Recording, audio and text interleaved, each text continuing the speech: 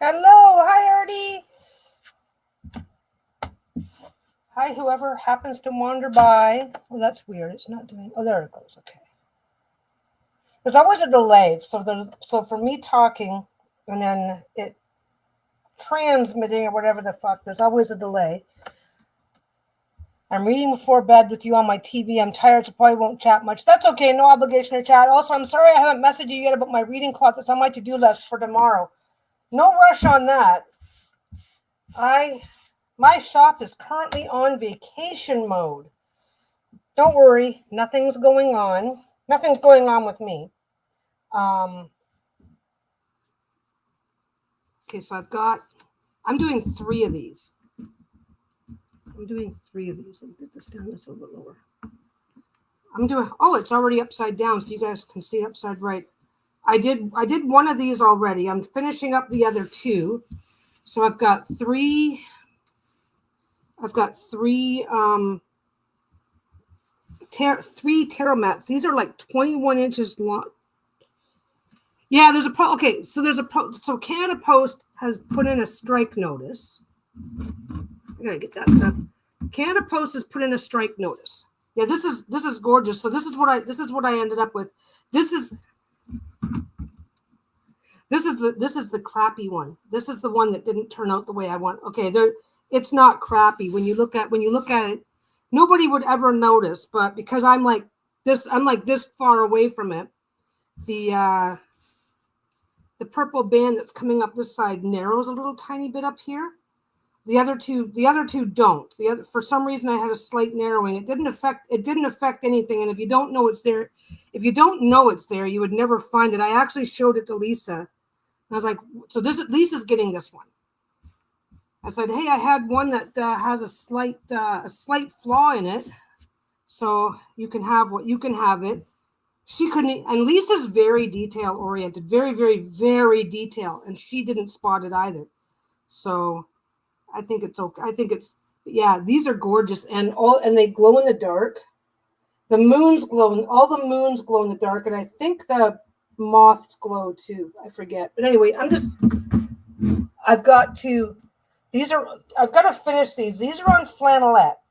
Now on regular quilt batting, you have to come through and quilt everything.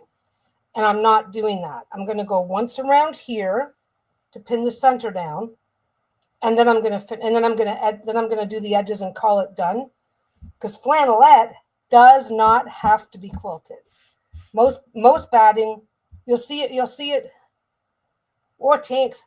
You'll see this on if you ever go into a sewing shop, and you see there, and they have Fabricana has a big display for their batting, and they actually have a little card on each batting that will give a 4 inches, 6 inches, 8 inches, or whatever, and you have to have quilting lines, no more than, like, I use a 10-inch braided, which means I have to have a quilting line at minimum every 10 inches. This, none of that. This is the same flannel. This is basically the same flannel that they use for diapers. So it's just as good as regular batting, but you don't have to quilt it. Quilting it becomes optional. So I also sealed everything down with a good layer of 505. But anyway, back to the postal. So the shop is on vacation mode because there may be so far it's still only a maybe, but there may be a postal strike starting as early as Friday. So what we did was we fast-tracked everything that was in the shop. We got it out. We got it out. We paid for the of course the camera's going to get all fucked up. Come on. There you go. We paid for the we took everything that was already in the shop. We took everything that was already in the shop, and that was already on order, and we shipped it all out yesterday, and we expedited it so that the Canada stuff will get there by Friday, and the U.S. stuff will at the very least be out of the country by Friday and into the USPS or international mail. Anyway, so I've got my walking foot on. So yeah, so basically, generally speaking, in Canada, postal strikes are very short-lived. I don't think that I'm going to be closed for more than a week or two while this works itself out. But what they did was they did a two things happen when there's a strike in Canada, and the workers have said they're going to do a rotating strike, like 1 or 2 days per region or whatever, but the mail will keep moving, which is fine. Nodding and chatting as if you can hear me. Yeah. So basically what happened here, by the way, I'm going all the way around so I don't have to backstitch because I'm going to be going over this area anyway. I'll get the exact same thing as a backstitch without having mega layers. So anyway, so what happened was the company then turned around, the Crown, it's a Crown corporation, means it's owned by the government, but management turned around and said, well, okay, I got to back up so I say it right. So basically when negotiations break down, the union and or the government has to issue a 72-hour notice of potential strike action. And that happened on Tuesday. That happened yesterday. So they said, well, if we haven't reached a deal by Friday, we're going on strike. But at the same time, the management, the company can also turn around and say, well, if we haven't reached a deal, then we're going to go on strike. They both issued the strike notice the same day. So, I mean, not on strike, we're going to lock you out. So basically, if the union goes on strike, management's just going to lock them out, and mail will still keep moving, but it's going to be hugely problematic. It's going to be hugely problematic to keep the mail moving. So they'll clear up. So basically, what they'll do is they'll clear up whatever they've got, but they won't they very likely will not be taking any. Sorry, I put. This is a spongy. You can see it. This is a spongy, so it's nice and sticky when it comes to fur and stuff. But I put it down, and then one of the dogs. Bruno, it's white hair. You could tell it was Bruno. Got too close to it, so now I'm picking off the hairs as I spot them. Anyway, so usually the post office just experiences a slowdown, and we're already going into Christmas where things are going to get slow to begin with, right? But management has also given their 72-hour notice that says that if this contract negotiation, they're negotiating their new union contract. If this contract negotiation isn't complete by Friday, we're locking you all out. So it's going to be a double. It's an over-explain, and I'm sure nobody really gives a shit. Because of the potential for a lockout. At the same because both sides are because it's getting out of hand. We've had a multiple Royal Mail postal strike this year in the UK. Yeah. So I'm almost certain, because don't forget, Canada was a crown colony right up until 1967, I believe it was. So most of our systems, most of the things that we have set up, just like Australia, most of the stuff that we have set up is very similar. We have significant differences, but a lot of the more basic, boring stuff, like crown corporations and stuff, are set up basically the same way that they would have been in the UK. So same, but with management also threatening a lockout at the same time, because they've been negotiating. They have been without a contract and in negotiations for like over a year now. This is not a surprise to anybody, but the timing sucks. Anyway, to make a long story even long, well, to get to the fucking point, I don't rely on the income from this. I don't rely on the income. So there is, like, I mean, I'm not going to lie. I enjoy the income, but I don't rely on this. Like there's plenty of people like that pay the bills with the money from this, right? So, thanks, Artemisian. So anyway, making the short story as long as humanly possible, because I've got to go slow. I've got to go slow because what I'm focusing on right now This is stitching in the ditch, right? I'm focusing on as I come up here to make sure that not one stitch gets in the purple. I don't want a single stitch in the purple, so I'm being insanely careful. I found out that I do have I think I have a stitch in the ditch foot, but the needle's not landing correctly on it, and I don't know if the foot is defective or if I'm misunderstanding what the foot is for. So I don't want to use that. This is working out beautifully, but I'm really going super slow to make sure I stay either exactly in the ditch, or if I'm gonna miss, I want the stitch to go on the black and not the purple. Which okay, when you're stitching in the ditch, you will miss. When you're stitching along this perfect line like this, you will miss. You will have a little, something will happen. You'll have that brief moment of distraction. A stitch will miss. Anyway, back to my ever so exciting and just the most exciting story that you've heard. Hi, Linda. I have an inability to long story short anything, so don't worry. Yeah, that's kind of how where's my pins? Oh, I think they're still back there. There they are.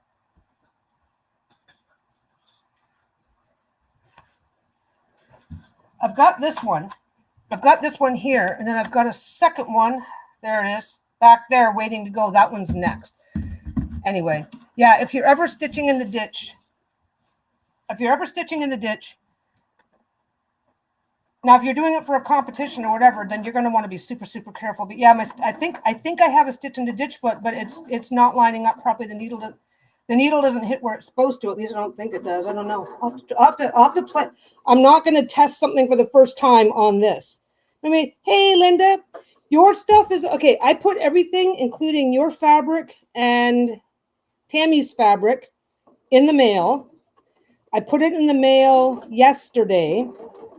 I was just explaining the long and tedious tale of how my shop is on vacation mode for right now, because we might be getting a postal strike in Canada.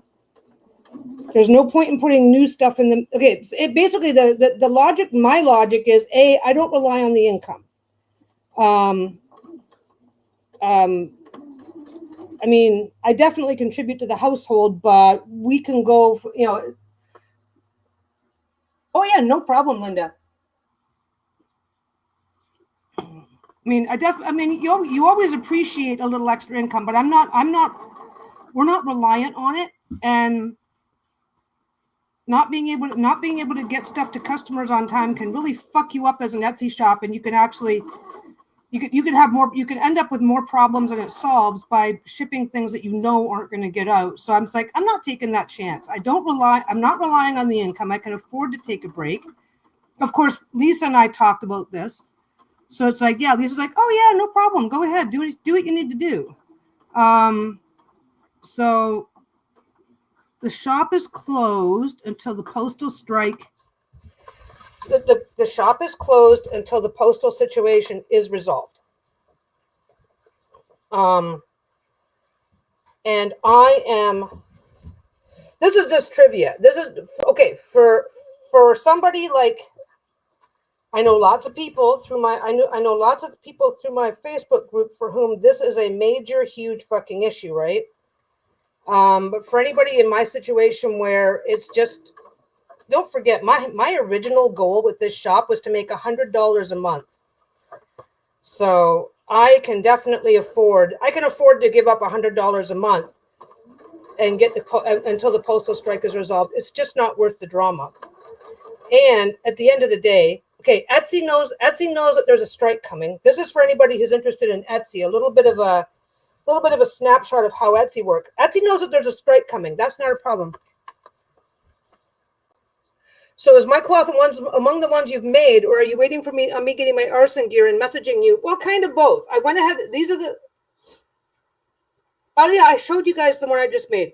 I finished the one, and then of course got busy with shit, because you know how that goes. Finished the one, got busy with shit. Now I'm just finishing up the other two.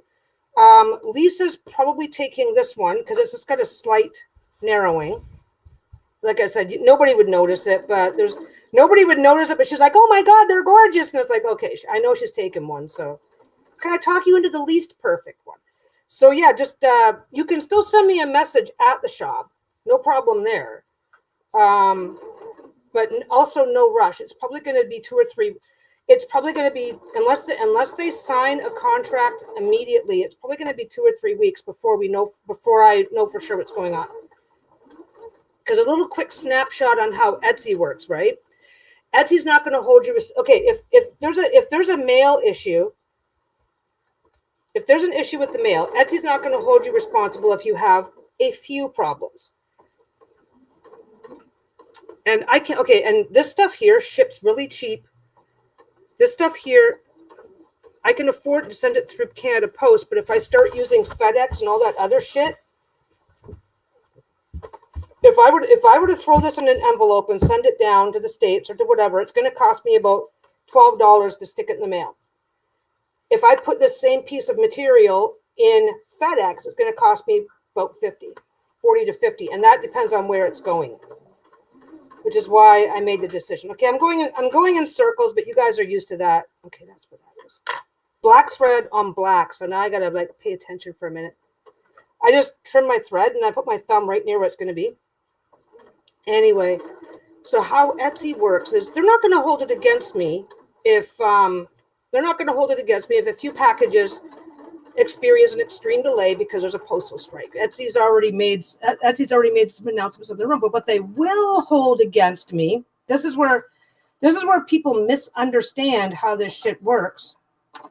Where they will hold it against me is if I just continue to take orders and then say, okay, well, I'm going to be shipping 3 weeks late because I'm waiting this because I Canada Post, and then I am responsible because I'm choosing an option that I know.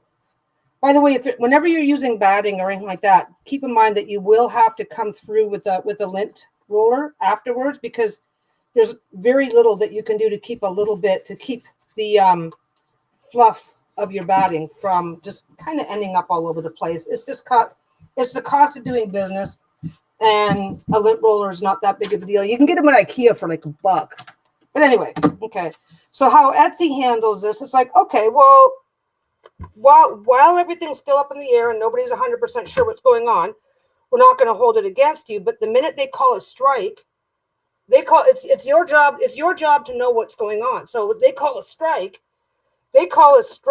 and I keep taking orders. Oh, I'll just stick them in the mailbox and they'll deal with it when it comes over. That's not okay.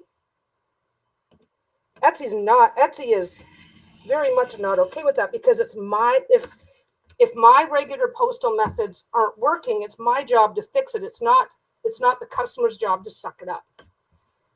This is the unfortunate problem, and people are going to lose their shop. If Canada Post goes on strike, people are going to lose their shop over this. If they are suddenly not shipping on time, even though they've had plenty of time to sort out alternative shipping methods. I have a ragdoll cat. Lint rollers are my faithful friend. Yeah, we have a Bruno. He is remarkably, amazingly, he is just a champion. For such a small dog, he's got big dog shedding energy. Anyway, I'm just taking this. I'm cutting. Now that this is done, I'm cutting. I am lining up my ruler here and measuring out 1 1/4 inches from the edge all the way around, and then that is going to roll forward to be my to close up the edge and be my border. I mean, be my my binding, my finishing. Anyway, no, but the way Etsy works, and this is where people start losing their shit. Where Etsy's concerned, it's like, I know there's a postal strike coming. Etsy warned me that there was a postal strike coming. Now I can't afford. Okay, I can afford other shipping options, but are you really going to want to pay me $40 to ship a $20 bag?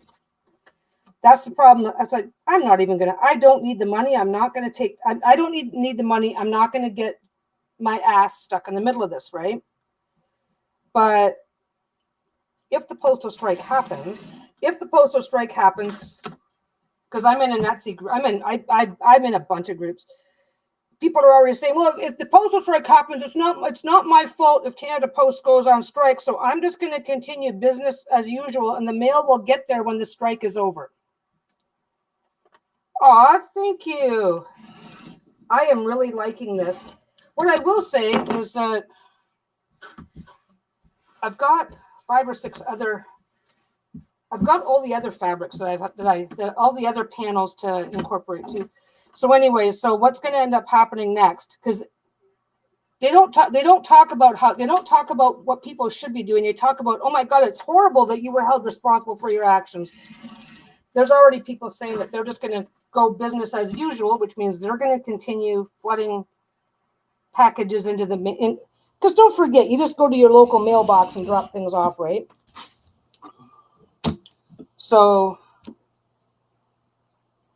do not take the advice of just keep doing what you're doing. Etsy has an obligation to be okay with you not making any adjustments to account for a postal delay.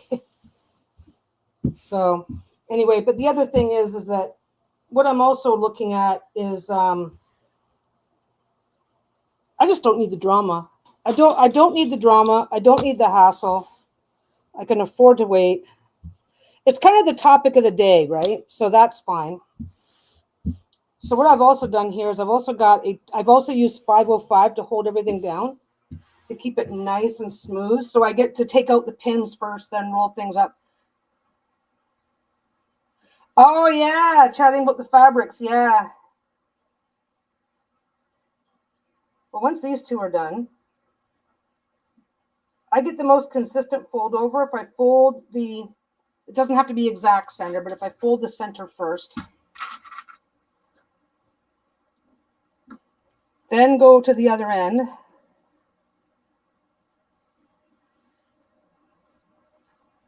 My skin's really dry today, so I've got both gloves on.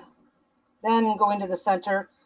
And if the center's kind of long, then I will do this and put one here and here. Or if the center's a little short, let me just go in there.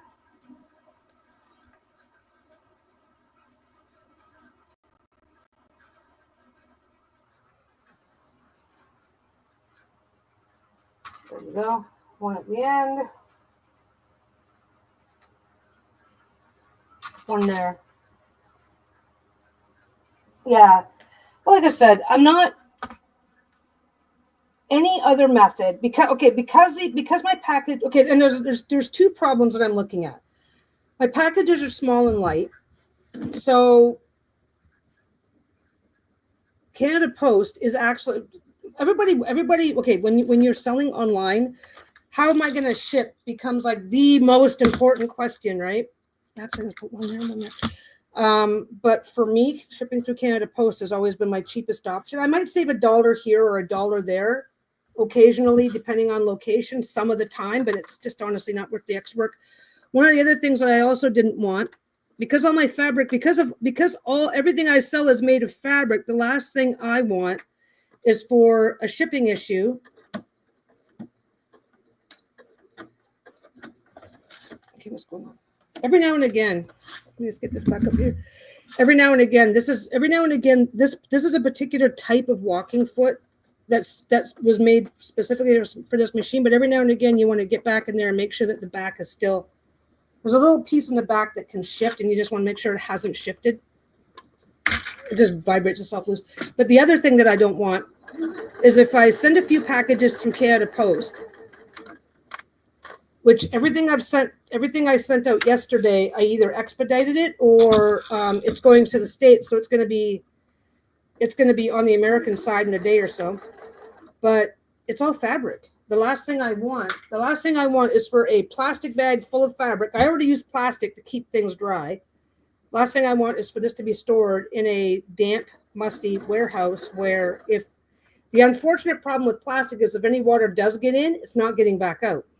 So it's like, I'm not taking a chance that my stuff is going to be sitting in an envelope at the bottom of a mail cart in some fucking leaky warehouse for a month. Generally speaking, strikes in Canada are resolved postal strikes are usually resolved very quickly. I don't have a lot of concerns, but so I've got my, I also put my speed limiter on so I can't accidentally Please buy me. There are these two fabrics that I really want bags made out of, but they're not available in the UK. So I'm looking into how I can get around that and try making my own. Ah, what kind of bags are you thinking about making?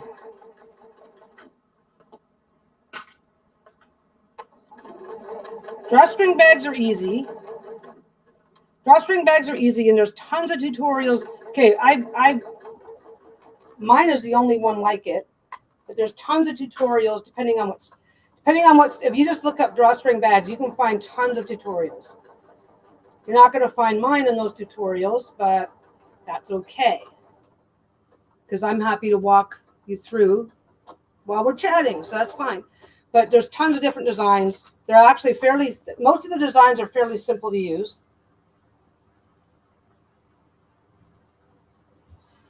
No, I want to go that side next.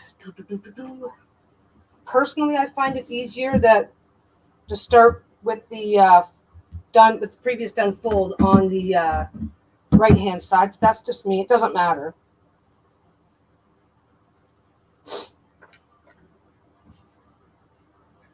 Anyway, yeah. So it's like I said, it's the topic of the day, but it doesn't matter about that much. And Lisa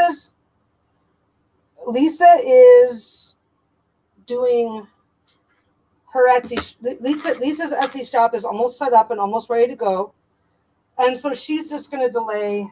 She's going to delay launching because she's doing. She's going to be offering Unicorn Journey Tarot through her Etsy shop. Because we ordered extra copies, right? So she's going to be ordering that. She's setting up an Etsy. Well, she had an Etsy shop in the past, so she's just reactivated it, and we just won't be launching anything on that until the strike is resolved. And the good news is there are these two pomegranate fabrics that I adore. My heart is set on them. I'd love a tutorial when the time comes. Yeah, absolutely. I just do my regular sewing. I do my regular sewing anyway, so you've probably seen me working on regular bags more than once as it is. But yeah, so her shop's not going to be affected for two reasons. It hasn't launched yet, so she's probably depending on how the strike looks. It's been a very long time since we've had a strike.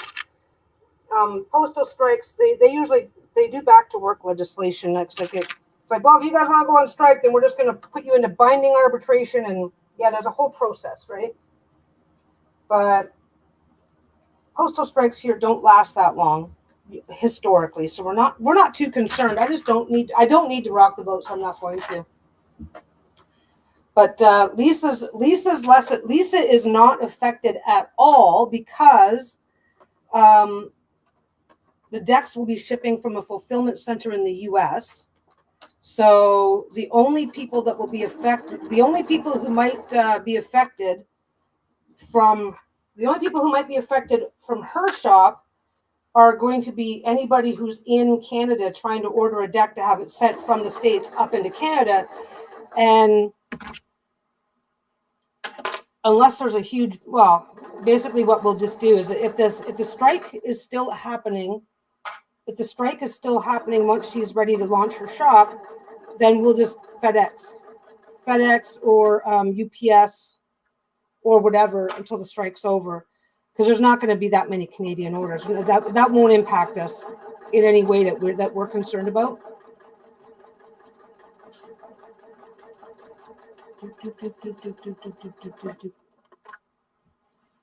But yeah, that's the big exciting thing. That's the thing. Like, it's like when your life is pretty stable and boring, something as simple as let's just over-explain and over-discuss a possible postal strike, but we're not concerned.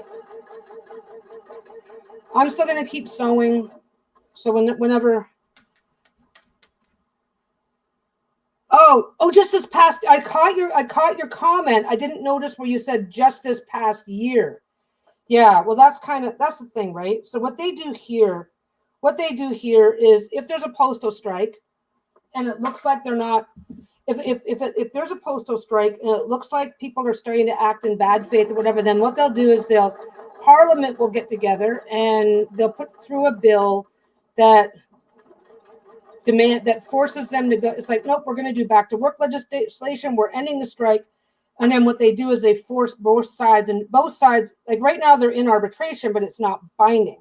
So then they'll force both sides into binding arbitration. So it's like they'll appoint a commission or a committee or whatever to go through, find the middle ground, and that's just too damn bad. That's what you're doing, and you're going back to work. And then the strike's over.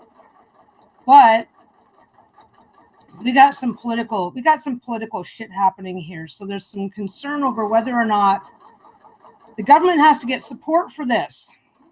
The government has to get support for back to work legislation. And there are some serious concerns over whether or not there's enough support for that. Because Justin Trudeau is insanely unpopular and has lost all of his support, even from his own party. They've been they do a thing, it's called a non-confidence vote. That's what it's called here, right? And if they say the non-confidence vote is, they say, we don't have any we no longer have any confidence in your party to lead the country. Therefore, we want you to call an election.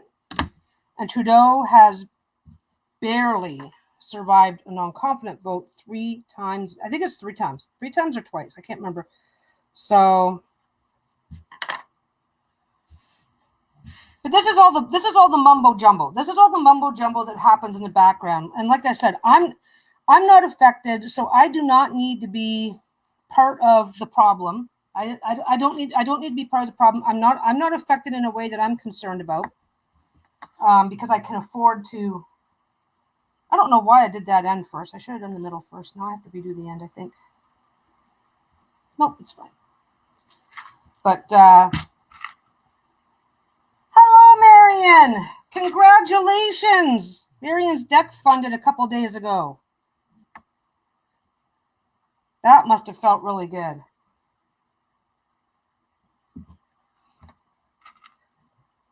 Yeah, quick, tell us some stuff. I am waxing poetic. I think it's either 2 or 3 times, but yeah, he is very unpopular, and even his own party has asked him. They put together I forget what it's called, but they put together a thing. Even members of his own party have asked him to step down. And I don't mean one guy saying, hey, Justin, you should sit down. I mean like 20 guys called him into a meeting and said, look, we've got signatures, we've got reasons, and we want you to call an election. Either step down from the leadership and let somebody else. If he steps down from leadership, I don't know what that does. I forget. It's like, yeah, they even his own party wants him out.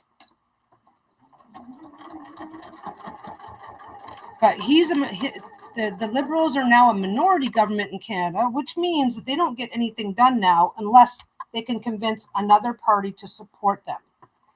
And the other party that normally supports them has already said that they will not support back to work legislation. The opposition party is like, well, if we support this, then fine. But if we lay conditions, we will support this, but only if you call an election. So that's what the fear is. The fear is that with the politics going on in the background, the fear is that with the politics going on in the background, that interested parties might be invested in this strike lasting longer than usual. But the longest strike, I tried to look it up, and as far as I'm aware, the longest postal strike that Canada has ever experienced only lasted for 7 weeks. So again, this is just side income for me, so I'm not concerned, and I can just take a vacation, keep making stuff for the shop, take a vacation, and then then when I'm ready to when everything's over, I just restart with a bang. Oh, thank you. Yes, it felt amazing. This is Marion because of her deck funding. When it happened, I was reading tarot at a kink market. Ooh, kinky girl. Oh no, this is where you go. No. I was just reading tarot. I was in a corner with only looking down, not looking up. Mind you, I'd be like, ooh, anything good?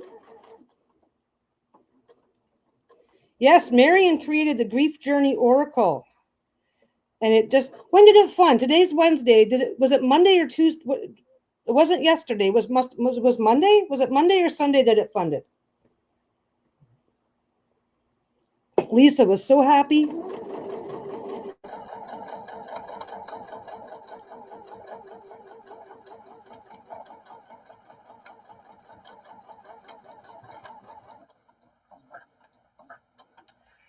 That was okay. Last piece. I will be 2 seconds. God, blow my nose. What else is new?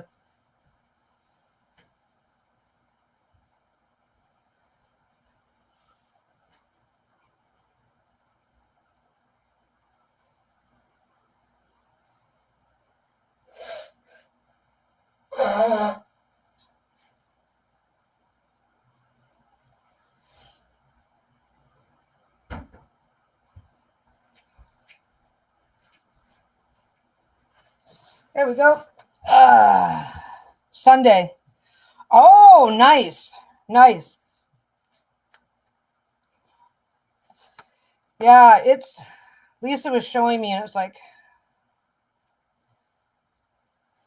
she was really happy that you funded.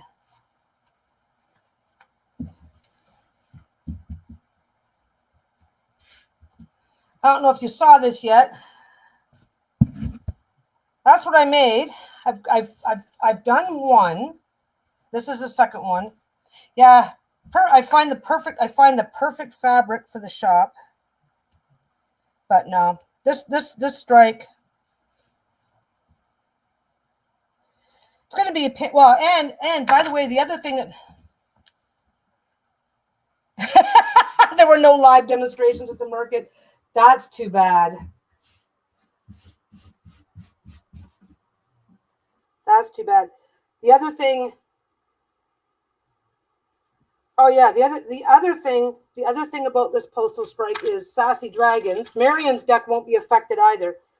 The other thing about this strike that is like, it makes for a good gossip when you've got nothing better to talk about. But there is no way.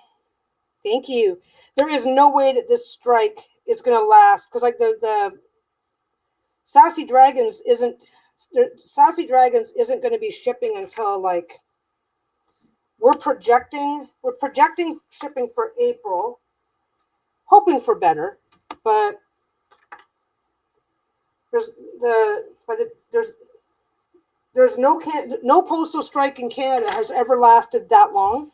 So we're not going to be looking at any risks. Well, then again, we're not going to be looking at any risks to shipping Sassy Dragons, but same thing for Sassy Dragons. It's going to a fulfillment center in the US, so only Canadians will be affected, and we're just going to FedEx stuff and avoid the issues.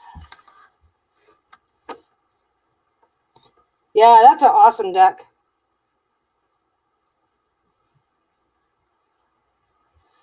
Yeah, somebody else commented, Lisa, that just watching the walkthrough made them cry. Lisa said it was really powerful. Said I think she did cry. I think she said there was a deck that she saw and it made her cry. I mean, a card that she saw and it made her cry. I have different bowls. I just keep everything in bowls, in cheap IKEA bowls, because I keep everything in cheap IKEA bowls because I sew like almost every day, so I don't have. It's better for me to keep things really super convenient and hand. Whoops, that's not right.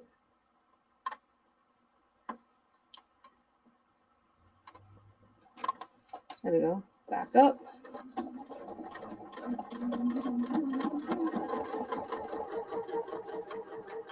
Yeah, I'm just gonna keep sewing. I had to go on vacation when COVID first started and they shut down the border. They shut down the border like they shut down everything. I don't know if you guys remember that. And I just went on vacation mode till that was over, and it was fine. Kept sewing. There's a whole bunch of stuff.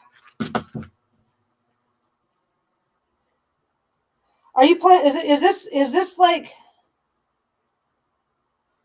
I took my copy to the UK Tarot Conference and people kept bursting into tears. I start giving, start giving a trigger warning before they even look at it.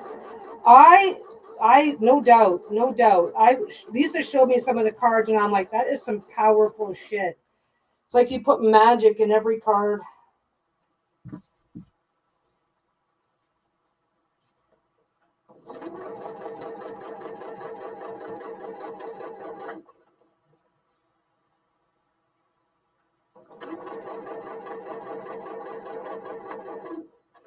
I just found out a couple of days ago that there's some sort of a tarot conference in Ontario.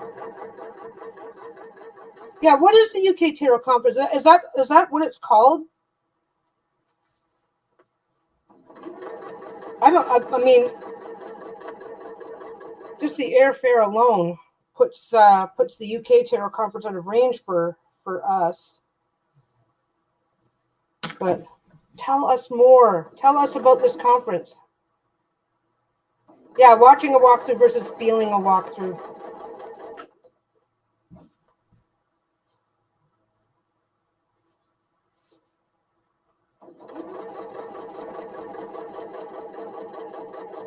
I've got my speed limiter.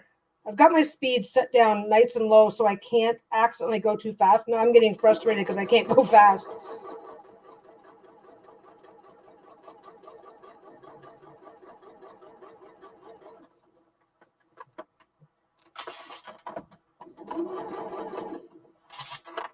Oh, that's something I haven't done.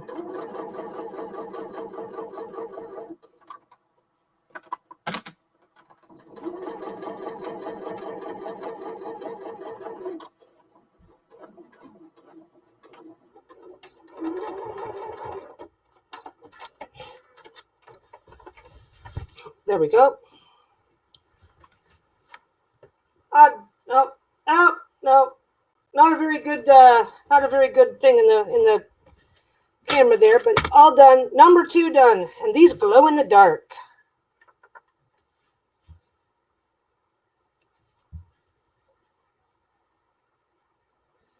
The only thing that I don't like, okay, I love black thread, black fabric, until I have to trim the loose threads because it's hard to see.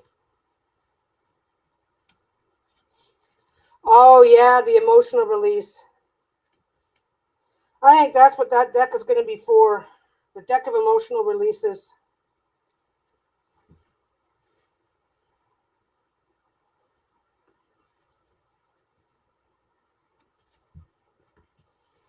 Come on, up here. Last one. First one. There it is.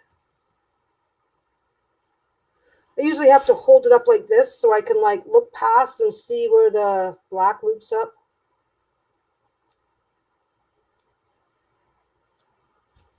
There we go. The UK Tarot Conference. Oh, wow. I didn't realize you had to, I didn't realize that, about having to be invited. That must have been awesome. Now I just double check.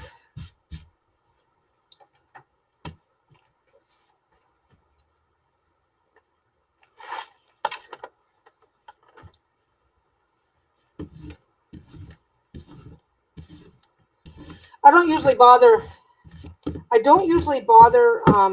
with the lint roller until I'm done, because that side of the room where I do the cutting is where I have to lay it out to pin it and get everything sorted out. So unless I want to lint roll the entire table and everything around it, I'm not going to keep the lint off until this step, because this area here, like, I will literally run a lint roller over this table if I need to get the crap off.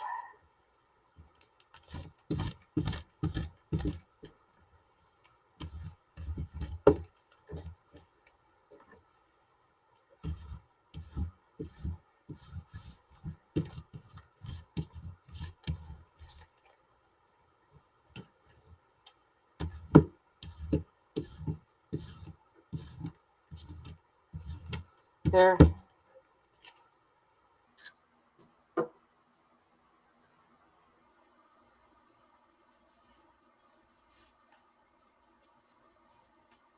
The UK Tarot Conference is held in London. The other one is in Manchester. Nice.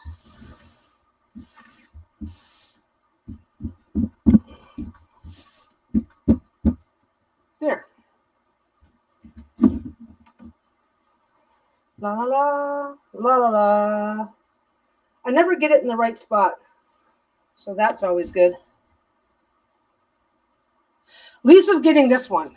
This one, Lisa gets this one because I knew she was going to want one, and she gets this one because I happen to notice that when you come up this one here, it narrows slightly near the top. Still perfectly squared up because you square it up. You square it up by measuring from the outside, not the inside anyway. It's still perfectly squared up, but she gets this one because it's got a slight. I knew she was gonna take one, so it's like, well, one of them has a tiny flaw. The only reason why I can part with this is because I've got so bloody much of it. If I didn't, I don't know what I'd do. I'm gonna drop this off for her. Well, actually, I think it's put there.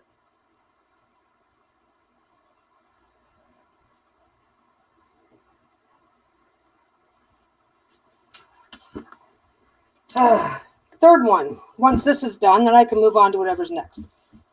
So again, I'm doing all three. I didn't do anything different. Yeah, see, this one here doesn't have a narrowing. Anyway, I'm not doing anything different. I'm going to go around once on the outside of this. It's still done in flannel, so it does not need extra quilting. I'm going to go around once there to get the center, because that way I pin down the center, right? And then do the edging, and it's done. And again, keep the speed nice. I want the speed nice and slow so that if one of my stitches goes, because I'm stitching in the ditch, because I'm going to be trying to stay exactly in that thing, I want to go slow because that way if a stitch does shift, I can make the decision to cut it if I want to, or at least I know it's not going to go too. If you're going super fast and realize that you've come out of the ditch or out of the area that you want to, this is 21 by 30. These are all 21 by 30.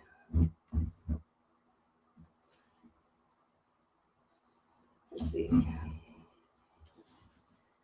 But if you're stitching in the ditch, always go slow, because if you're going really fast, like this machine goes pretty fast, right? So if you're going really fast, then if you start going out of where you're supposed to be, you can get 5, 6, 7 stitches in before you can get 5, 6, or 7 stitches in before you realize that you're going in that you've angled by mistake, and then it's much more obvious, a much bigger problem.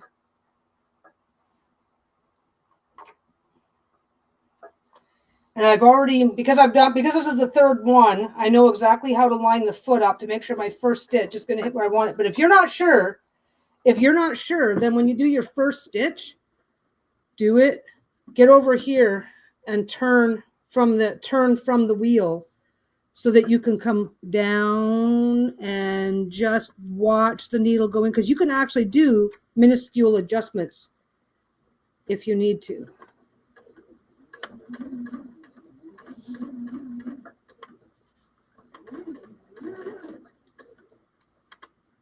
Oh, and I forgot to warn you guys. We got some weather happening here. Not a big deal. It's not a big deal where I am right here, but lots of areas are losing power and stuff. So if for some reason I abruptly disappear, it's probably a power outage, which means I'm not going to bother trying to come back. But it hasn't happened yet. We've been where we are a few years now. It used to be every time the weather got bad, we'd lose power for 20 minutes and internet for a few hours. Our internet would go out like just, it didn't seem to matter what kind of weather we were getting. If there was enough rain, the internet would go out. But they've obviously fixed that, because the last couple of years of whenever there's been a storm, we haven't lost our internet. But I like to warn people anyway. Oh, well, thank you, Marion. Once this one's done, what time is it now? It's going on to 4 now. I started a little late today. I started late just because I was I wasn't doing anything that mattered. You know how that is. It's like I'm never doing anything that matters. Well, I guess it matters to somebody somewhere, but I slept in a bit. No big deal. I slept in a bit, no big deal there, but I wanted to make sure I got on today just because I can, and they're expecting worse weather, so.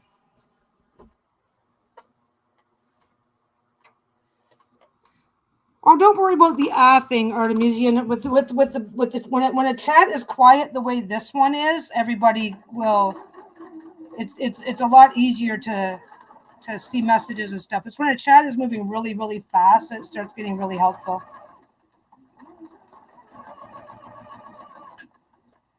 Anyway, so I'm gonna keep and just back to the postal strike because I have nothing better to. Anyway, I'm still gonna keep sewing, and I'm not just gonna take a vacation. I've got all this fabric to sew up. I'm gonna keep sewing. I'm gonna keep filming.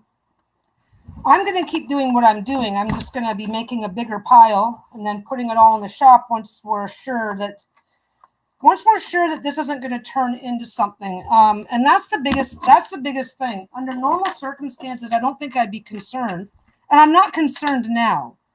Under normal circumstances, the way things work here, be like, oh, okay, so post office is going to be really slow for a few days, a week, or whatever. But with the political backroom stuff that's happening right now, it might last a little longer. Abundance of caution. But I'm still going to I'm still going to want to come and hang out online. I'm not going to stop sewing because that'd be silly. I'll come back.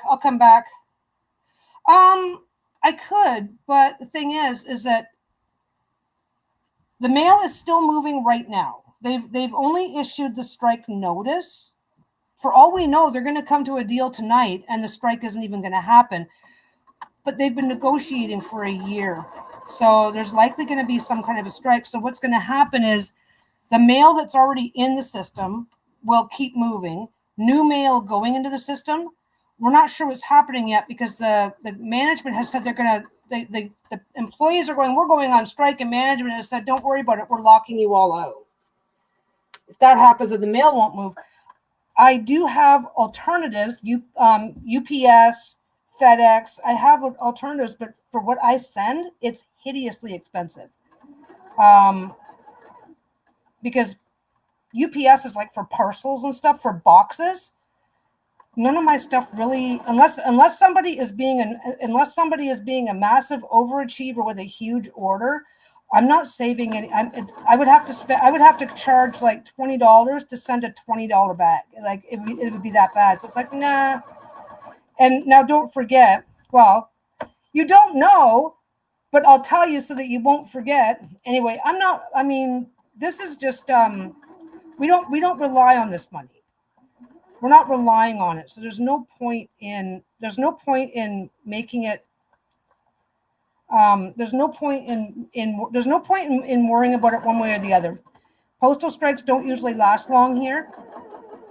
I tried to look it up, but I think the longest postal strike we've ever had lasted for 7 weeks, which is like, okay, so I just sew and relax. And then after Christmas, I keep sewing. I make a big pile. After Christmas, I throw it all in, then I get caught up or whatever, but we don't rely on this income. So there's no point in me worrying about it one way or the other. I'll take a break from the shop, relax, focus. I'll focus. I might just focus on stuff like this. But yeah, we can still send mail. But our options are the options that I have for what I do. Like the funny thing is, if I was sending something big, like say I was sending a laptop or a sewing machine, then Canada Post rates are actually more than regular rates.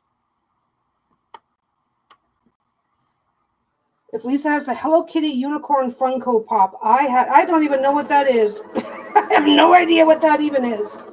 She's got a bunch of Hello Kitty stuff, but yeah. So nothing I sell is not for me to send a bag through FedEx. It's going to cost me about $20. For me to send the same bag through regular post is like half that. So it's like, and it depends on what I'm sending, and it's just not worth it. And I don't need the money. But that wasn't a question. Can I send anything? Regular letter mail won't. Right? Okay. Yeah. Right. Regular. I can send anything. But like, yeah, a letter costs like 75 cents or whatever to mail here. But if you put that same letter through FedEx, it costs you $40.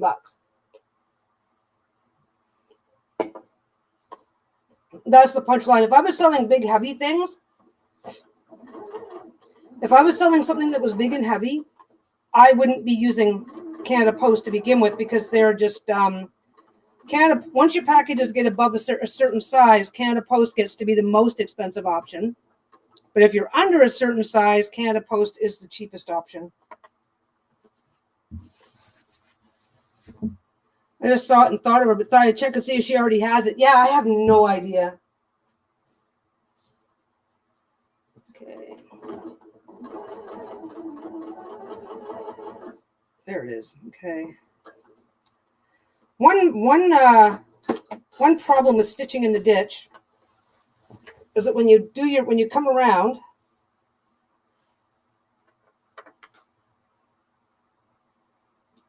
when you come around and catch up to yourself, if it's black on black, good luck finding the bloody good luck finding your original stitch line.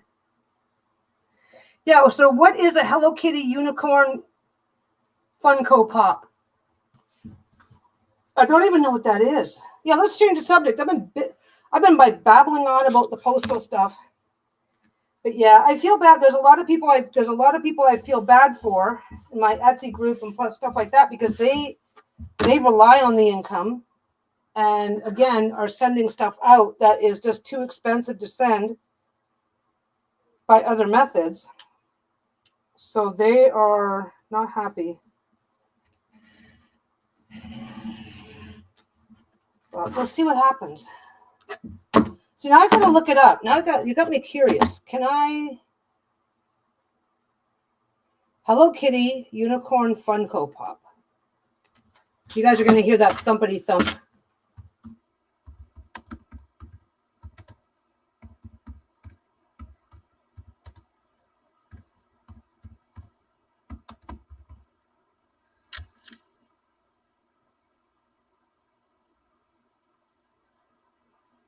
The hell? That doesn't go there. Oh my God. What the hell is this?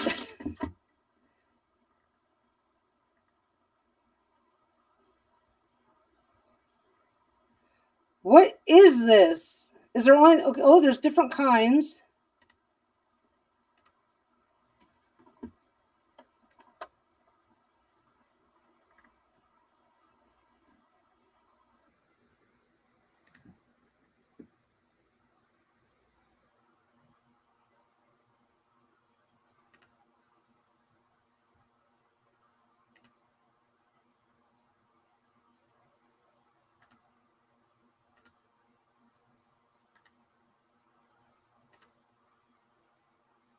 This?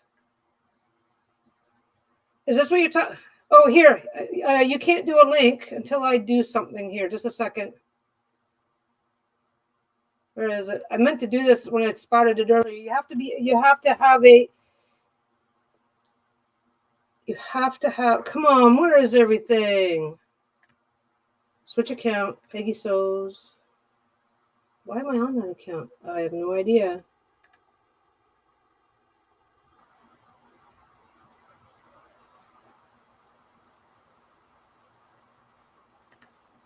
Okay.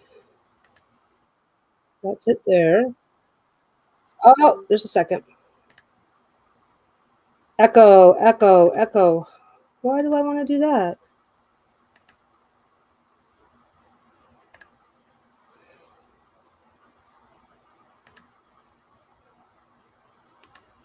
There, now you should be able to put a link up.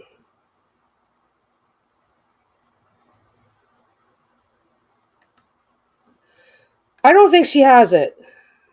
I don't think she has that.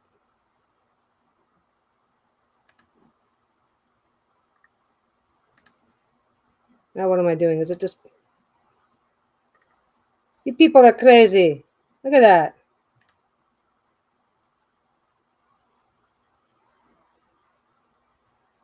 I don't even have to be subtle.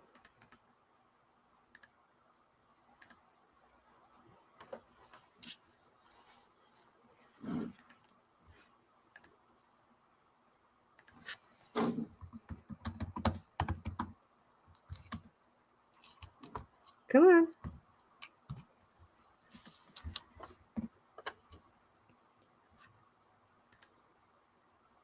There. I'll find out. I'm about as subtle as a sledgehammer.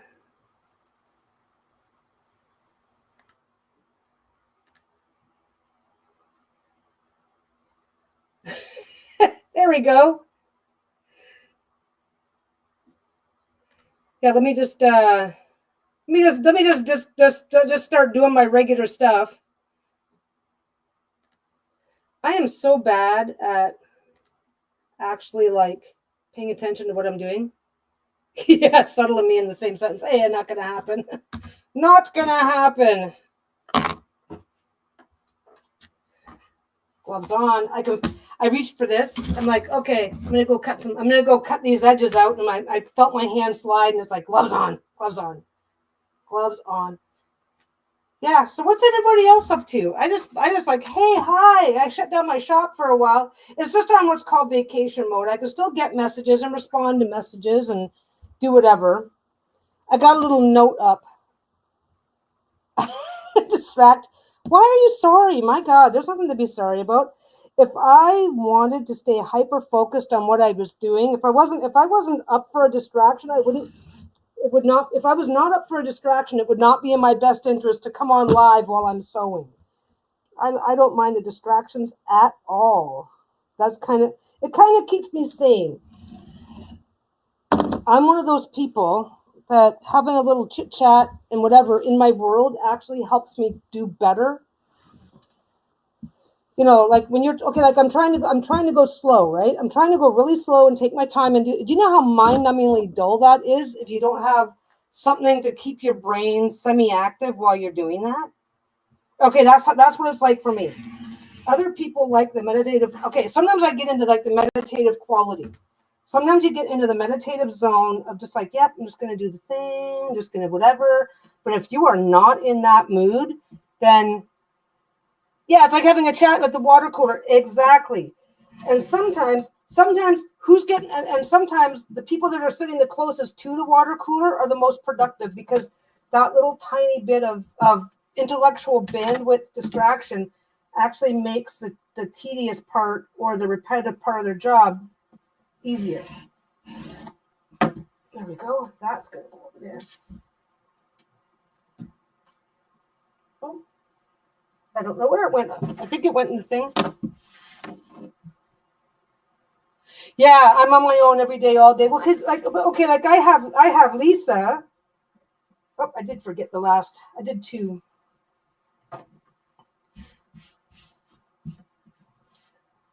I did 2. See, minor distractions, not the end of my day. 505 spray is good for that. Holds everything in place. Yeah, I had a job once where I had this job, and when I got the job, I was like, oh my God, this is a dream job. Basically, the guy needed somebody to take calls. Okay. About 8 phone calls a day, and that was the job. Hi, I'd like to leave a message for so-and-so. That was the job. Take messages about 8 times a day. Oh, and when the mail came in, put it in the correct slot for the correct department. 3 items.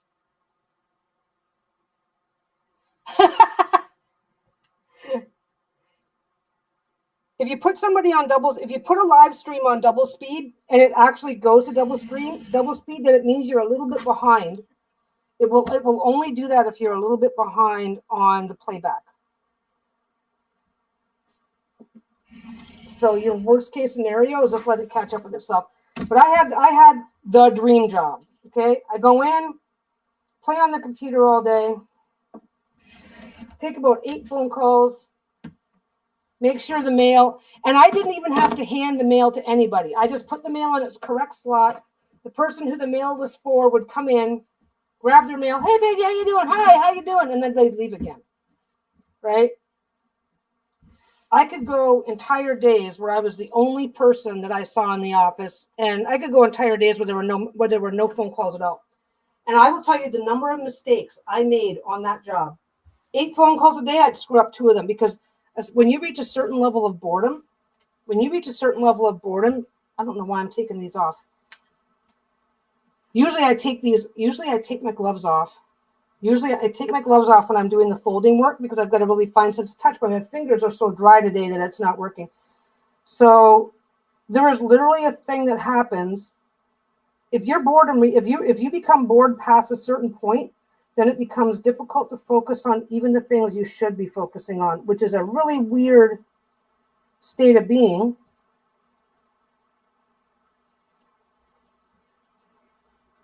I have a little bit of overspray. I used the 505 spray to hold that down. Oh yeah, it's a long day.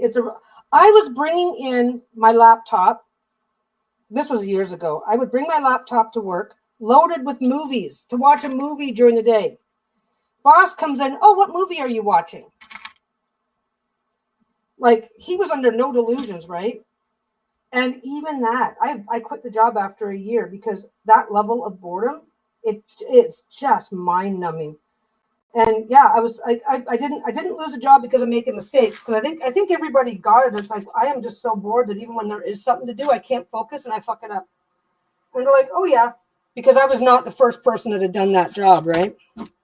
They're like, yep, people come in, people get the job, because they knew that, the other people in the office, they knew the drill. People come in, people get the job, and then people leave again because there's not nearly enough to do to keep a normal person sane. But yeah, it was crazy. Like, everybody talks about it. Everybody talks about it, but if there's working by yourself is fine, but if you're working by yourself and there's not enough to do, it can be to this day, I am still shocked at just how horrible of a job that was. When up until that became my job, I'm like, this would be a great job to have. You just walk in, play on the computer for 8 hours. I was playing video games, I was surfing the net, I was doing all sorts of shit, right? It's like up until that happened, it's like, oh yeah, I would love a job where I could just get paid to do that all day. I couldn't handle it. I could not handle it. Okay, that's going to stay there. That doesn't go there. Don't mind me. I have to have the laptop out, so having that sitting there. Oh, she answered me. Let's see what we got going on.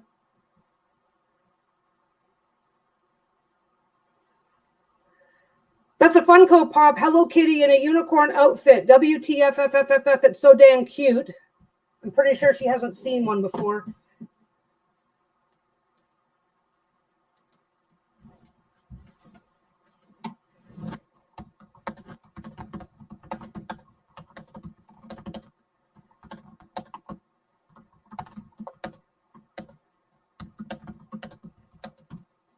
There, I said, phew, I thought you were going to say you already have 3 of them.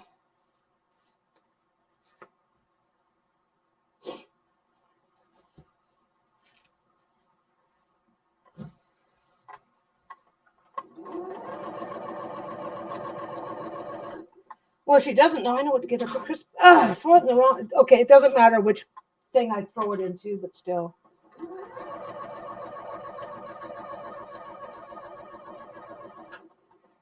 Oh, she's answering me. No, I don't have any Funko Pops, but I'm always looking at them.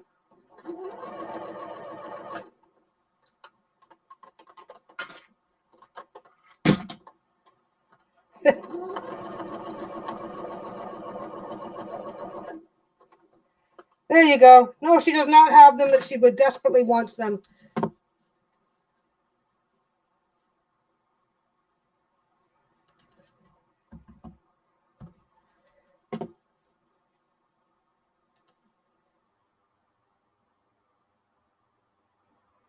Now you have to convince her not to buy it because I have. That'll be easy. That'll be really easy.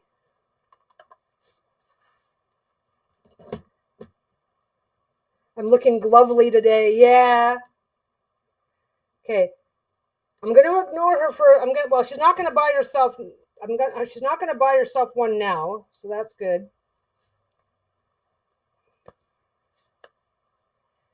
She's looking but not buying, so that's the good news. Yeah, I'm wearing both gloves today because my hands, both hands, usually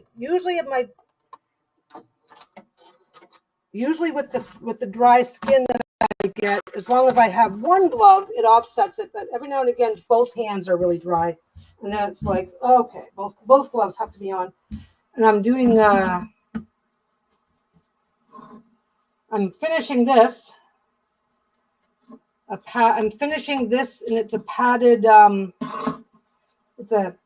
It's the tarot mat with the padding. So, oh well, that's sweet. You don't have to though. You don't have to. I don't think the postal strikes are gonna. I really don't think they're gonna. Yeah, nothing up my sleeves. I don't think the postal strikes are actually gonna last that long. I really don't. Like I said, there's a few things about the way Etsy works that's like, I am not putting myself in a position where I could be risking losing the shop entirely when I'm not relying on the money to begin with. And like I said, it's kind of nuanced and it's kind of not nuanced, but if you're going to there's plenty of people that are going to have no problem continuing. There's plenty of people that don't use Canada Post at all, right? But since I rely on it and I don't have affordable options. I probably do have options. I know there's a couple of affordable options, but I do not like their quality and service times. I just don't like them. So, and the options that have decent quality and service times, I don't like. But at the end of the day, Etsy as a corporation is not going to let you. I will bring something to try in your hands and give it to Lisa when I see her in January. Oh, well, that's sweet of you. But you don't have to work. The gloves work just fine. The gloves are working just fine. I mention it because I mention it to reassure people and to remind people with dry skin issues that this is a really great way to be able to keep sewing. Post-election, should I move to Canada or Mexico? You're in a blue state. You don't need to move. I don't think all that much is going to change under Trump. He's already had 4 years, and he already had his first 4 years. I don't think he's going to. Okay, I'm in Canada. We have a different perspective. Everything's different for us here. What about my tweezers? But if you insist, I would go. Canada is more expensive, way more expensive.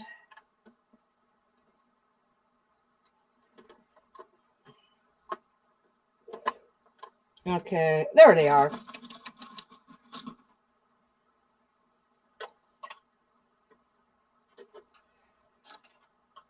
I mean, even Trump's own party, most of his own party doesn't even like him. They're not going to let him get away with half the shit he thinks he's going to get away with. Just like last time. I'm going to do all this stuff, and his party's like, no, you're not. But like I said, I'm up here in Canada with, we've got like, I last time I checked, I think we had 13 different political parties, all with the NDP provincially is huge in BC. I don't know. We've got a completely different outlook up here, so I'm not the one to ask. So now these ones are done.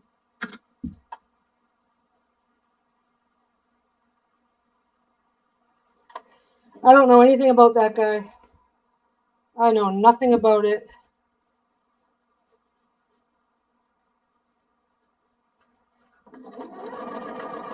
It's like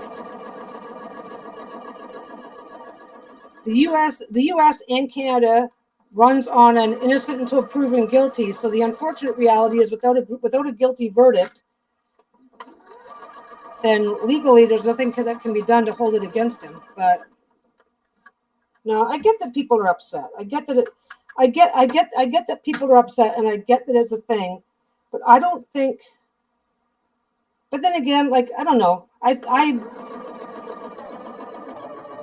It's 4 years and then he's done. And I think he's more interested. I think he's more interested in the attention than anything else. But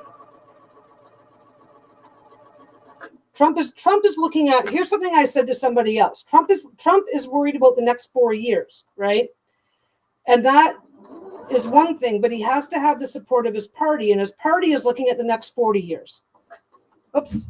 I even just look at my back. The party is looking at the next 40 years. I don't think it's going to be. I don't think the things that people are afraid of is. I don't think it's going to be what people are worried about. All the stuff that they were worried about last time around didn't happen.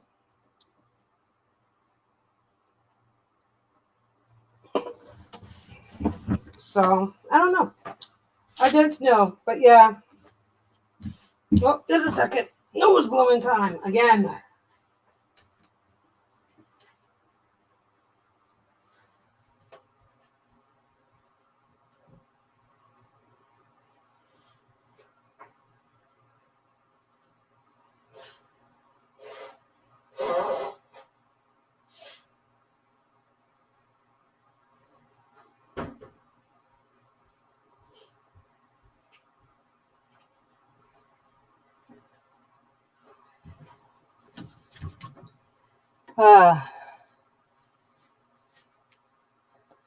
And the best thing I can do for my own mental health over the next 4 years is don't tune into the TV news during that time. Honestly, probably is the best thing.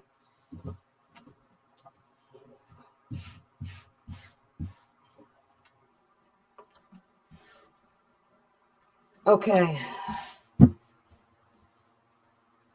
So,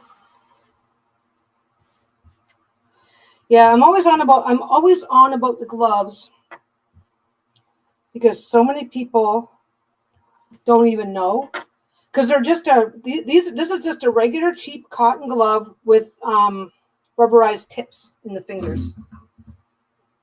There, I'll go back over here for a second. But yeah, postal strike. The postal strike won't affect. It's not going to affect anything for us except for my shop. So, and I don't need the money. So it's just it really okay. It's a topic of conversation for a quiet day when there's not a lot else to talk about. That's kind of where I'm at right now. That's why I'm like beating the topic to death. But no, it's like I like coming on and doing these lives because it's just nice to have the little distraction while you get things done. That's why I like the channel's fairly small. It's because if I were doing this and there was 100 people in chat, I'd probably still do it anyway. But if I was doing this and there was 100 people in chat, Peggy, I almost forgot to tell you. Remember the coffee date guy? I remember the coffee date guy. 3 hours. We chatted for 3 hours and we have met a couple more times. Nice.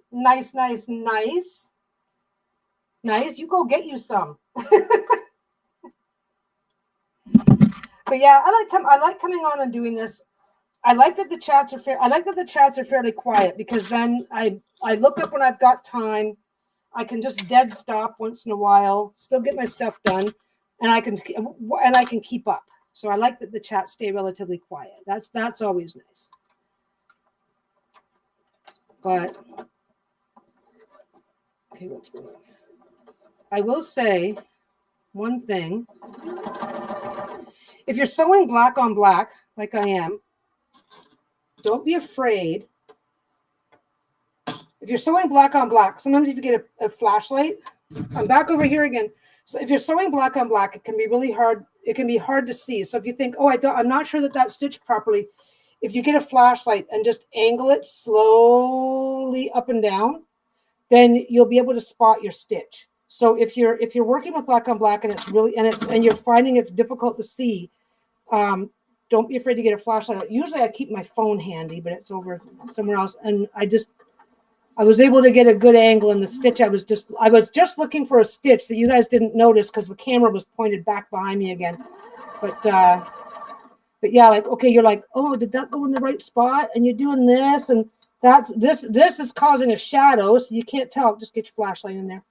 Get your flashlight. Get a flashlight. Don't. Sometimes it's really easy to get hung up on what you should be doing. What is the rule for what you're doing? That it's like, nope, you do what works for you and screw what anybody else thinks. As a matter of fact, there's a tarot card for that. I know because that's one of the cards I made. Okay, we are planning an overnight at a nice hotel in Edinburgh. Did I say it right? Edinburgh? Tell me I said it right. Tell me I said it right. Because for most of my life, I would say Edinburgh. And then somebody told me that it was Edinburgh, and I want to make sure I got it right. That is awesome that is going so well for you. I told you. I told you. I told you so. I told you. That's the best kind of I told you so, right? I'm glad you went for it.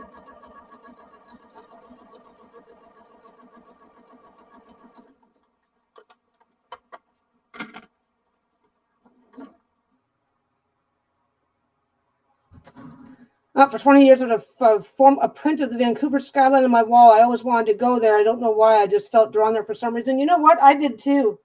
I always thought Vancouver was just, I don't know why. It's like, oh, Vancouver would be a really cool place to visit. It'd be so cool to visit Vancouver.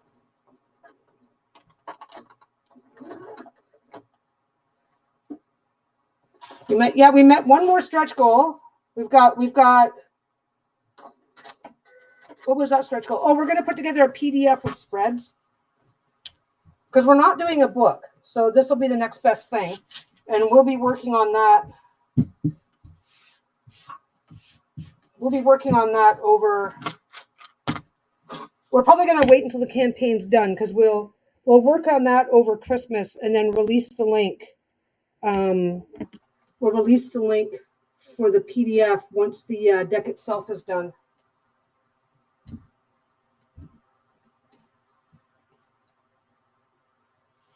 Yeah, the spreads are going to be.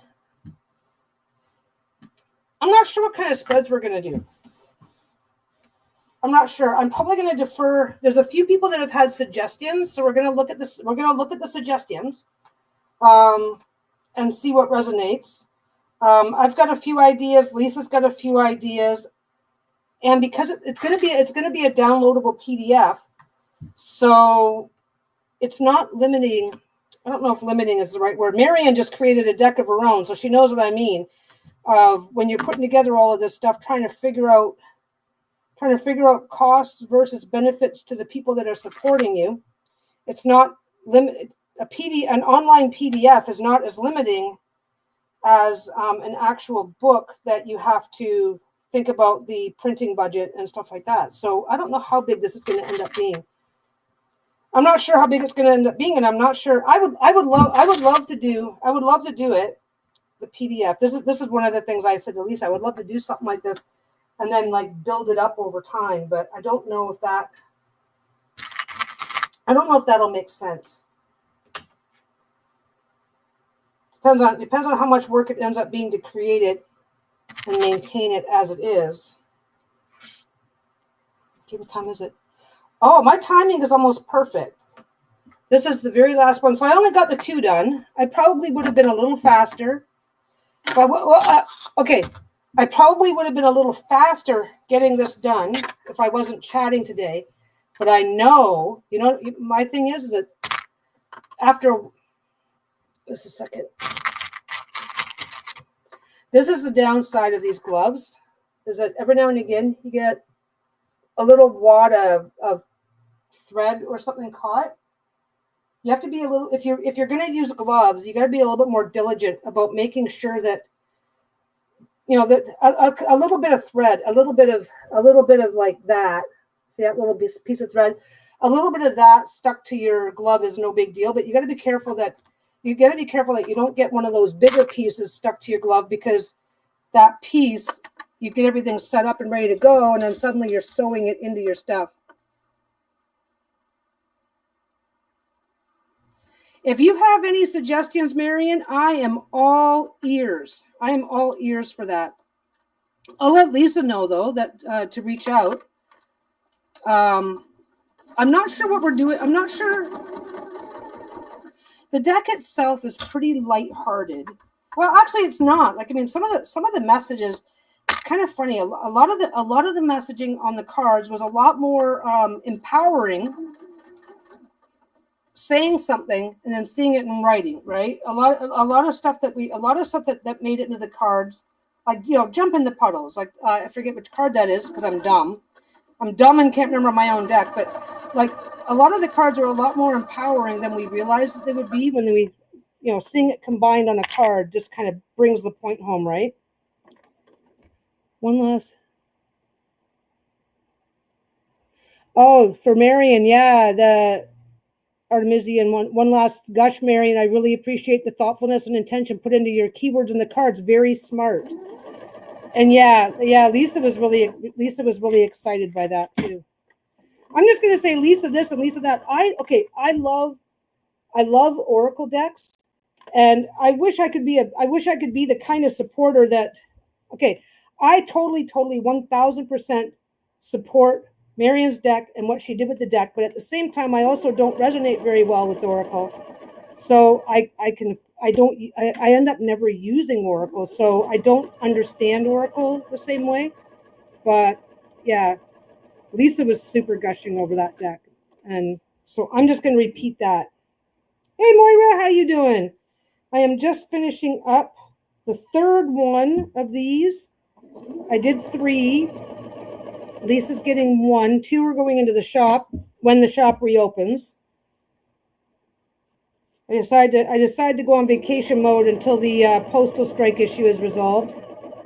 The last thing I want is to have packages stuck in the mail. I'm very picky with the Oracle deck, so I'm always excited when something unique comes along. Yeah, this is super unique. It's like I wish I worked with Oracle. I wish I worked with Oracle decks. Like, I mean, I don't know if it's common knowledge or not, but I'm like completely estranged from my family. So that would have been a good deck to have 20 years ago. Definitely a deck that we need. It's a deck that we need to see in the world, because that's something that, because we have this really interesting thing that goes on nowadays too, is that if you have a negative emotion or a negative feeling, it's like there's something wrong with you, and it's like, no, you could be grieving something. There's when we have our negative thoughts, feelings, and emotions, there's usually a reason for it, and anything, especially a deck that helps you work through that. Yeah, I have not. I stopped speaking to my parents 22 years ago. My dad has since passed away. My mom's 80 now. She's got to be 80 now. I have no intention now or ever of trying to reconcile with any of them.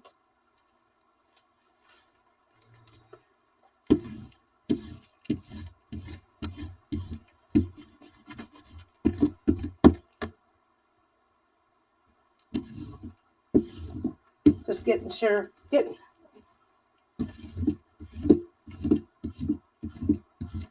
is the catch-22. This is the catch-22 of I'll bring it over here. This is the catch-22 of lint rolling after, is every now and again you'll have a piece of fluff that got sewed down. So you just got to get in there.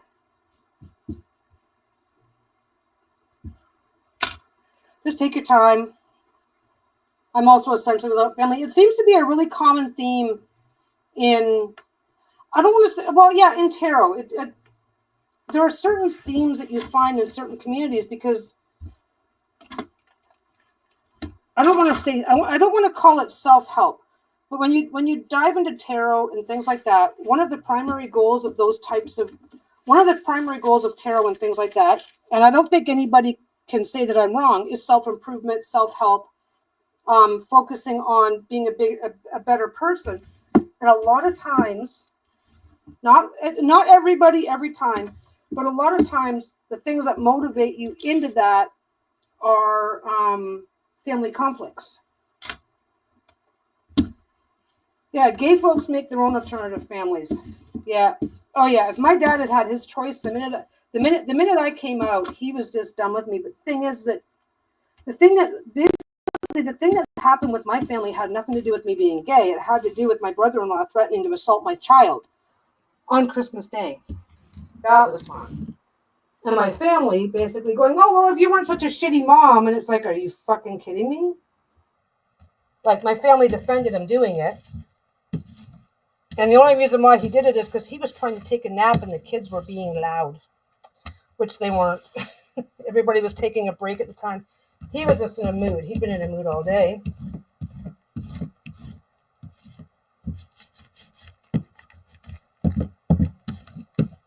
There. So if you ever get something that's been quilted, I didn't do the front of Lisa's because she's going to be using it.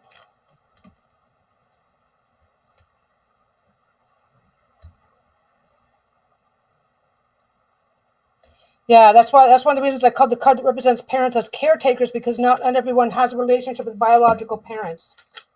Yeah, it's true. But I think it's interesting, not in the good. Well, it's interesting, but like if you're from a religious family, then exploring tarot can cause family rifts. But a lot of people, okay, if things are going well in your life, what reason do you have to even wonder if you should make those efforts to grow as a person? That's what I'm trying to say. So it's not like okay, like my sister, she's the same person now as when she was 18, because when the shit hit the fan in my family, I'm the one they kicked to the curb, not her piece of shit husband. They circled the wagons around him. So she's like, I don't need to do anything. Everybody thinks everybody's supporting me, blah, blah, blah. So a lot of people don't explore self-improvement, anything.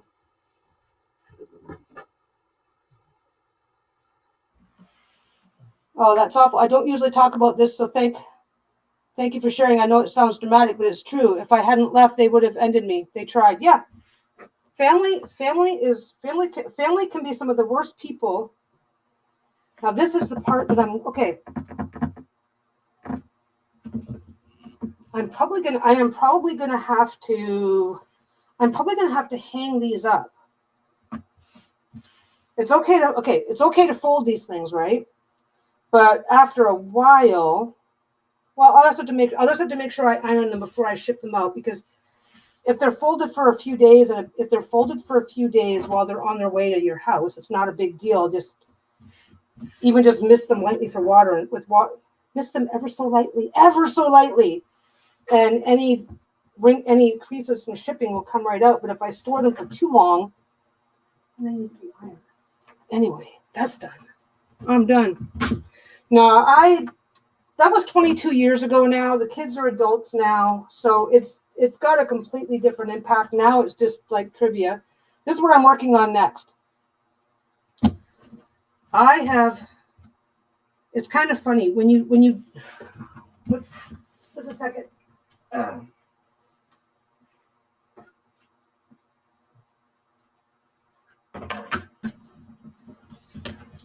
It's kind of a thing. It's like when you demystify family drama, family garbage, when you demystify it, something happens. Okay, let me see if I can express this well. Oh, I gotta get going in a few minutes anyway. Family garbage happens, and initially you're so fucked up by it that you don't want to talk about it. I went through that stage. There was only a few people I would talk to about it, because it was like I'm still trying to come to terms with what the fuck happened. How did I go to Christmas dinner with how did I go to Christmas Day with my family and end up disowned by the end of the day because my idiot brother-in-law was trying to take a fucking nap and was in a bad mood. And the punchline is, the reason why he got up and started freaking out was because my mother was picking a fight with my 10-year-old. You can't play that.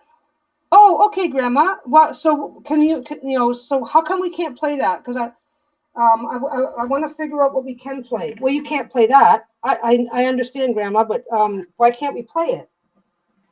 Why does it matter? You can't play it. That was the argument. That was what was going back and forth. And my son, at 10 years old, never even raised his fucking voice. He comes, and then dickhead, he comes screaming in, if you were my kid, I'd belt you, blah, blah, blah. Started freaking right the fuck out. I'm just stunned. I was like, Anyway, you spend the first little bit, you don't want to talk about it because it's fresh, it's raw, it's upsetting. You're still trying to figure out what the fuck happened, so you don't want to talk about it. Which makes a lot of sense. And then down the road, when you've come to terms with it, it's like, well, now there's nothing to talk about. And I'm a big believer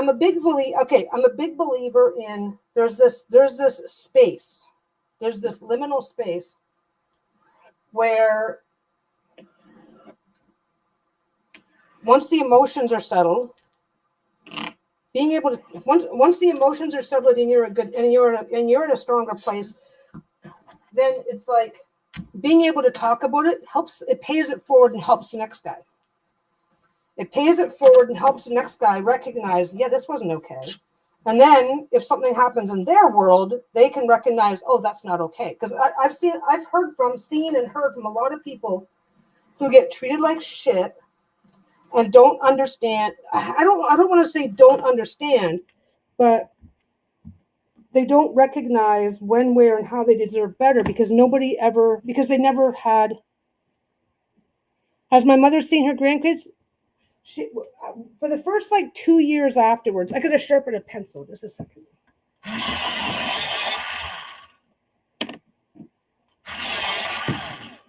For the first 2 years afterwards, she would show up on birthdays and Easter and whatever with a card with some money in it. I almost told her to fuck off, and it's like, you know what? You want to give my kids money? Give my kids money. The kids go, oh, Grandma's here. Hi, Grandma. How you doing? Oh, thanks for the card. And then they just fuck off, and then I close the door. It's like, nope, nope, nope. And then the one time she's like, oh, I decided to invite you over for Easter. I'm like, no. Okay. Never. So basically like a 30-second visit on special occasions to try and pretend everything was okay. And then we moved away.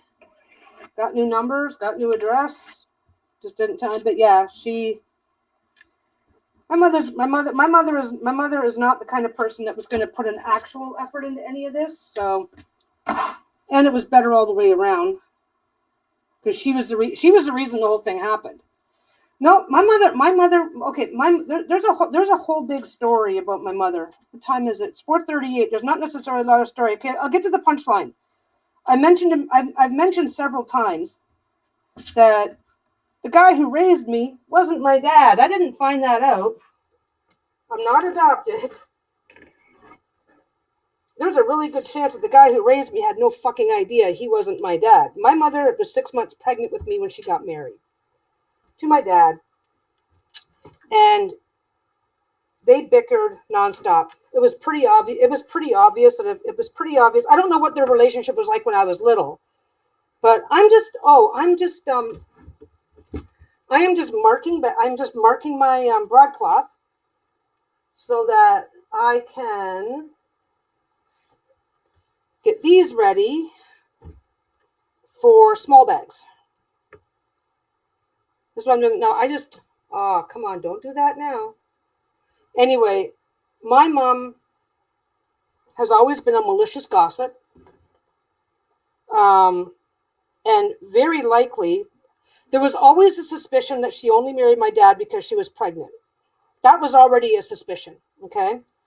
And then turns out that he's not even my biological father, and there's a really good chance that he had no idea of that. So these are going to be in the next batch of smalls. I'm going to cut more fabric. I'm cutting more fabric as well. This is just what I already have waiting to go. So I'll get these. I'm marking the broadcloth now. Then I'm going to get this stuff done up and ready to go. Then I will get the rest of it ready to go. But No, so not only was it strongly suspected that she only ever married him because she was pregnant. I have no idea who my bio dad is, and the guy, the dad who raised me, he died like, God, 16, 17 years ago now. He died about 3 years. He died about 3 years after I came out here. I think he died in 2009. But no, so the rumor, there were several rumors about my mom. One, she married the only reason why she married him was because she was pregnant, which was probably true. Two, that my uncle was actually my father, because my mom dated my uncle first and then dated my dad, and then getting married because she 6 months pregnant when she got married, right? But I took a DNA test just for funsies. Turns out that I'm not a part of the family at all. So there's no way my uncle could be my. If my dad wasn't my father, there was no way my uncle could be my father. So the reality is that my mom got knocked up by some dude, married my dad, and then regretted it. And what do you do? What do you do when you marry a guy that you shouldn't have married? Well, you resent the fuck out of your kid. I was the black sheep from day one, and I didn't even have to lift a finger to do it. So that's the punchline of that whole story. My mother was so happy when I came out as gay because it was proof that there was something wrong with me and that she was right to treat me the way that she did. The only person that I said to her, I'm just kind of giving the Coles Note version because I'm looking at the time and I'm going to be hearing from Lisa soon enough.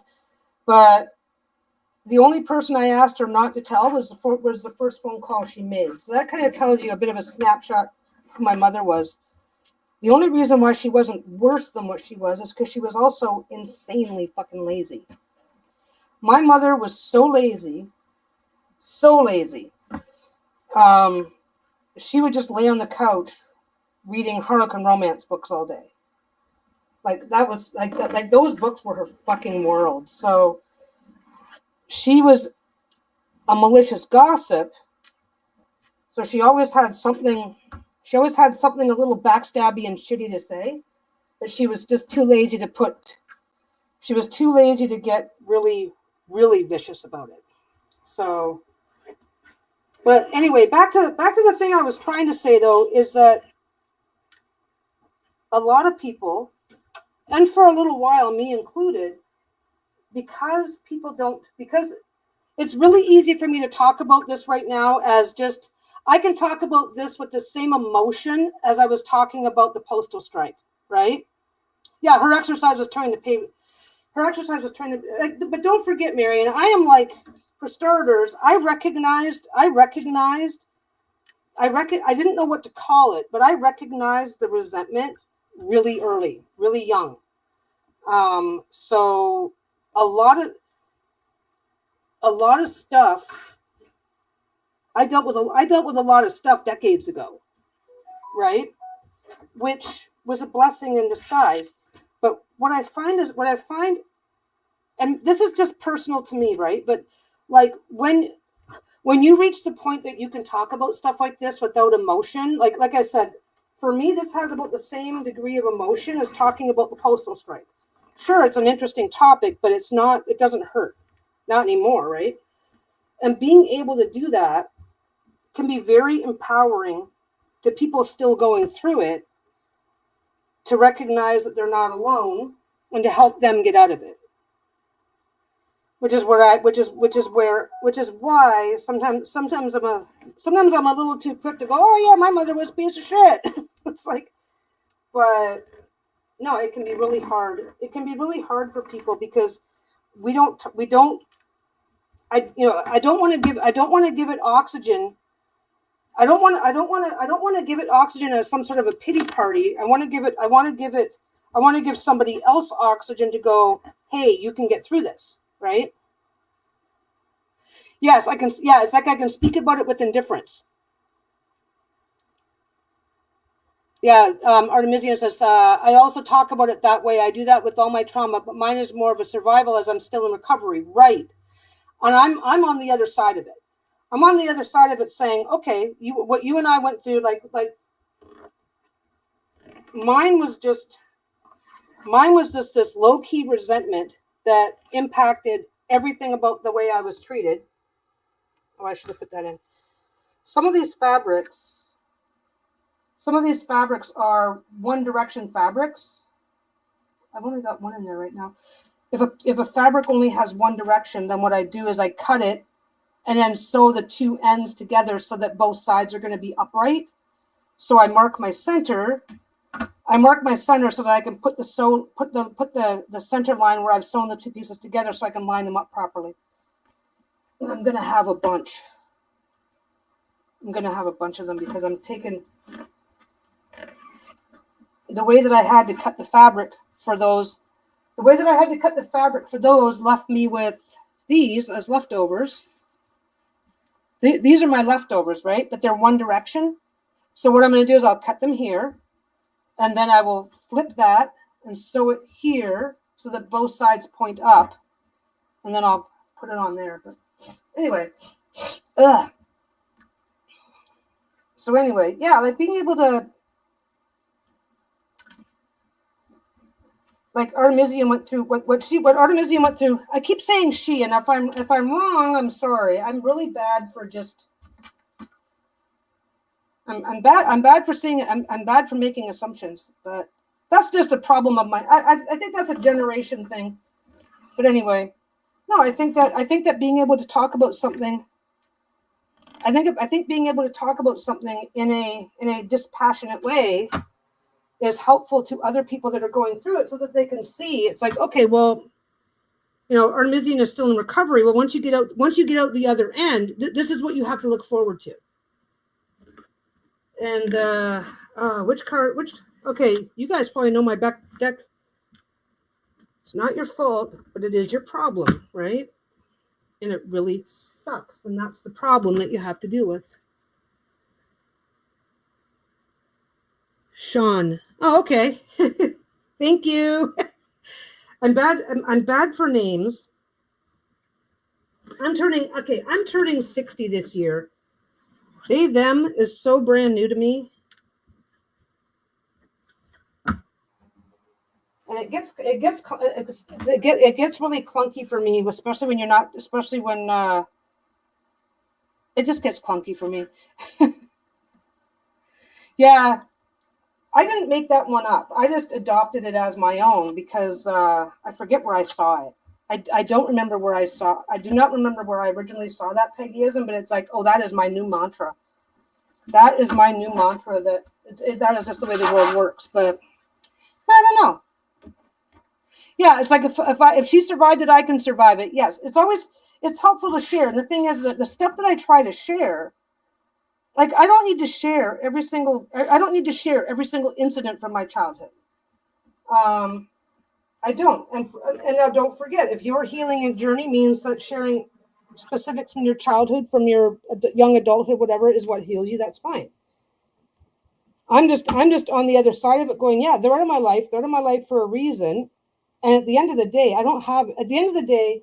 and don't forget, like when I was like 20, of course I had regrets. When I was in my 20s, I was like, am I doing, I didn't finally call it with my family and go, yeah, this is done, until, I was in my 40s. You try. Then I had kids, and it's like, I am not under any by the time my kids came along, it's like, okay, I can keep these guys at arm's length. I can do this and I can do that. Because you don't want to isolate yourself and be alone. And then, but it's like, then the kids came along and it's like, okay, I can keep doing this. Processing by storytelling or journaling can be, oh yeah, absolutely. Yeah, a couple of people asked why I didn't have a trauma card in the deck, and my thinking was that the entire topic of grief by its very nature is traumatic. Absolutely. Absolutely. But what was I going to say? Yes, processing by storytelling. Anyway. Because I have, we are all capable of learning through other people's experiences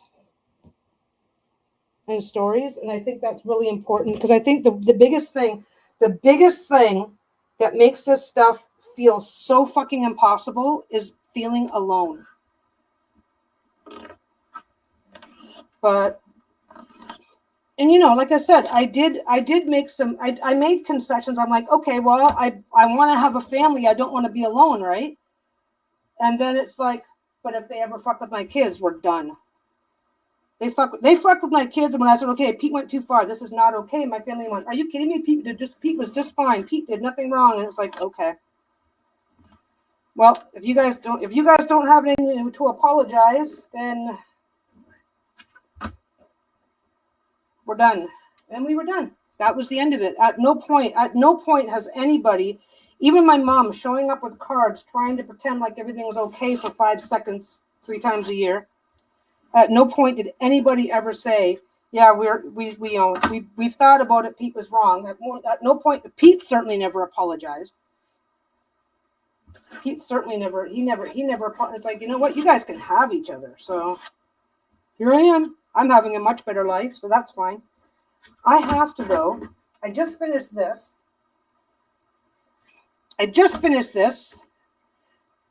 Yeah, trauma is implicit in the experience. Grief is traumatic.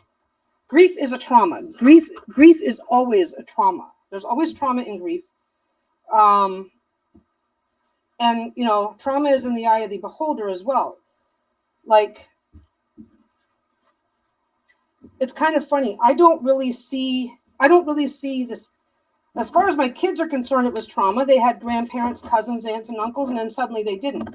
From my perspective, it was like, okay, I called it. It's like, okay, because I dealt with the worst of it years and years and years before. Came to terms with a whole bunch of stuff that it's like, okay, I'm willing to tolerate A, B, C, and D. I'm willing to do this. I'm willing to get along for the sake of getting along. And then the kids came along. It was like, just don't fuck with my kids. And they couldn't not fuck with the kids. So that was that. But no, I think being able to talk about this, I think being able to talk about it takes away the power it had over you.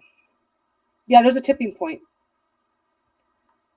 Yeah, you have to accept that they're never going to change, and all you can control is your own choices and way of being in the world. And you know what? You also sometimes you have to accept that even if they do change, they're still not fit to be in your world. And that's a hard one. But anyway, I got to get going because I think Lisa's already beeped at me a couple of times. So, and I know we've got some erranding to do. She's got to get to the bank. So I am going to get going. Happy to revisit this kind of a talk. I am happy to talk about whatever we talk about, because if something is not working as a conversation, I have no problem saying, oh, this isn't the time or place to discuss that. So I am never going to be put off, upset, offended by any topic that might find its way to the table. So I'm going to look forward to chilling with you guys again soon. I don't know what's going to happen with this. If they don't want me at my worst, they don't get me at my best. Yeah. Oh, thanks, Marion. And it's great that you're deck funded. I can't wait to see how it goes. Anyway, I'm gonna get going, guys. I'm gonna go see what the wife and I are doing this evening. I've got that going, so that's for tomorrow. Yeah, I might end up doing a little bit more of these while the strike drama is ongoing, because if I don't, then I could default into going, well, there's no point. I'm just going to play video games today and then get nothing fucking done. But anyway, I'm going to let you guys go. You guys have a great day, evening, whatever it is for you. And I will see you again soon. Bye.